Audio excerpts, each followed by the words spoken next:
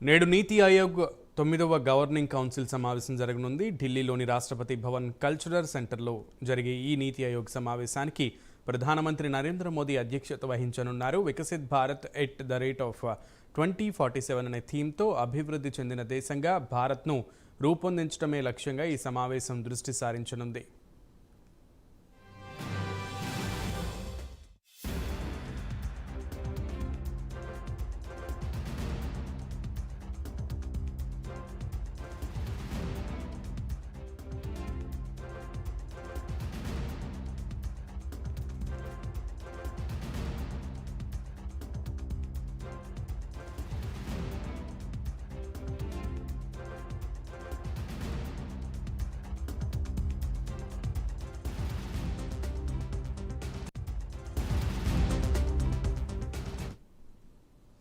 Viksit Bharat vision document కోసం approach పేపర్పై ఈ సమావేశం చర్చిస్తుందని కేంద్ర ప్రభుత్వం తెలిపింది.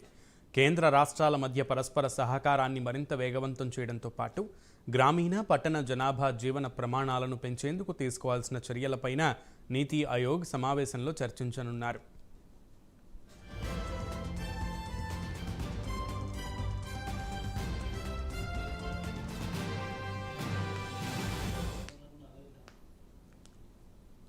$2047 నాటికి $30 ట్రిలియన్ కంటే ఎక్కువ జీడీపీతో ప్రపంచంలోనే 3వ అతిపెద్ద ఆర్థిక వ్యవస్థగా నిలవాలనే లక్ష్యాన్ని భారత్ ఇప్పటికే నిర్దేశించుకుంది. 2047 నాటికి ఈ లక్ష్యాన్ని సాధించడానికి కేంద్ర రాష్ట్ర ప్రభుత్వాల మధ్య సహకార బంధం ఉండేలా నీతి ఆయోగ్ 9వ గవర్నింగ్ కౌన్సిల్ సమావేశంలో చర్చించి రోడ్ మ్యాప్ను రూపొందించనున్నారు.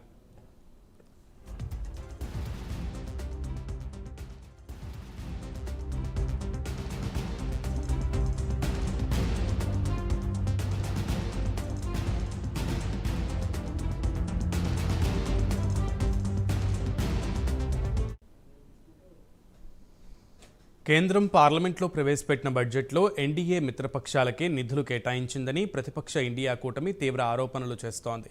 ఈ నేపథ్యంలో నీతి ఆయోగ్ సమావేశాన్ని బహిష్కరిస్తామని కాంగ్రెస్ పాలిత రాష్ట్రాల సీఎంలు ఇప్పటికే ప్రకటించారు. కర్ణాటక ముఖ్యమంత్రి సిద్ధరామయ్య, తెలంగాణ ముఖ్యమంత్రి రేవంత్ రెడ్డి, హిమాచల్ ప్రదేశ్ ముఖ్యమంత్రి సుఖ్వీందర్ సుఖు నీతి ఆయోగ్ సమావేశానికి హాజరు కామని తెలిపారు.